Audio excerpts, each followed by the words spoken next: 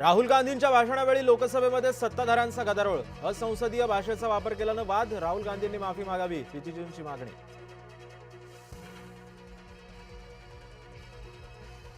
जरांगेंचं 29 August पासून निर्णायक आंदोलन। 58 लाख कुणबी नोंदी सापडलेल्यांना प्रमाणपत्र देण्याची मागणी।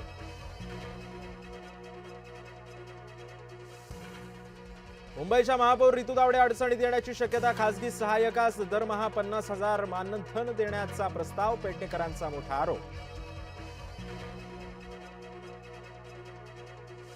मुंबई महानगरपालिकेमध्ये पुन्हा नवीन वाहन खरेदीचा प्रस्ताव। स्कॉर्पिओ वाहन सोयीचं नाही, भाजप नेत्यांचा दावा। इनोव्हा क्रिस्टा घेण्याचा प्रस्ताव आयुक्तांना पाठवणार।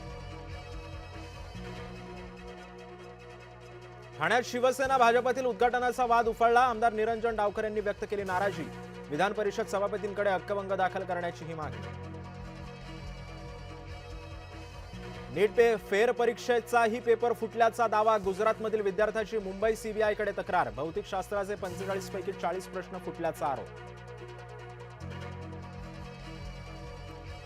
नीट पेपर फुटी प्रकरणी सीबीआयकडून 13 आरोपींविरोधामध्ये आरोपपत्र दाखल। 360 साक्षीदार आरोपींमध्ये शिवराज मोटेगावकरचाही समावेश। शिक्षणाचे माहेरघर असणाऱ्या पुण्यामध्ये बोगस पदवी प्रमाणपत्र घोटाळा झाल्याचा आरोप। सावित्रीबाई फुले पुणे विद्यापीठामध्ये बोगस गुणपत्रिका, पदवी मिळत असल्याचा आरपीआयचा आरोप। सुरक्षा बाजूला ठेवून फिरून दाखव, कंगना रनौतला राखी सावंतची धमकी। राखीकडून कंगना रनौतचा गटर माउथ उल्लेख। जेनझीवरती टीका केल्यानं राखीचा संताप। नाशकात रस्त्यामध्ये खड्डे की खड्ड्यात रस्ता, खड्ड्यांच्या मुद्द्यावरून सत्ताधारी शिवसेना आक्रमक। नगरसेवक कैलास मुदलियार यांनी केला निषेध। बीडच्या माजलगावात रात्री जोरदार पाऊस। जोरदार पावसामुळे लेंडी नदीला पूर। काही भागामध्ये अद्याप मोठ्या पावसाची शक्यता। कोल्हापुरात पंचगंगा नदीनं तिसऱ्यांदा पातळी गाठली। मात्र पंचगंगेची पातळी आज 31 फुटांवर। कोल्हापुरातील 30 बंधारे पाण्याखाली गेल्याची माहिती। जायकवाडी धरणातील पाणीसाठा 66.20%वर। पाणलोट क्षेत्रातील पावसामुळे पाणी पातळीमध्ये वाढ। चंद्रपूरसह गोंदिया जिल्ह्याला पावसाचा रेड अलर्ट, तर नागपूरसह भंडारा आणि वर्धा जिल्ह्यांना ऑरेंज अलर्ट।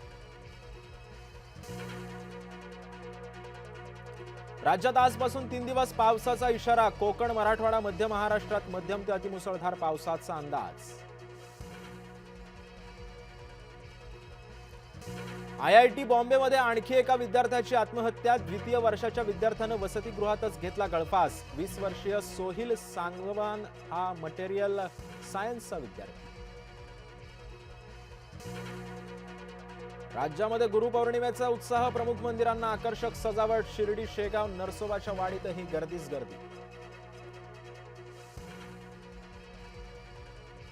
गुरुपौर्णिमेनिमित्त साईंच्या चरणी 47 लाखांचा सुवर्णहार अर्पण। 2 दिवसामध्ये 1,70,00,000 रुपयांचं सुवर्णदान।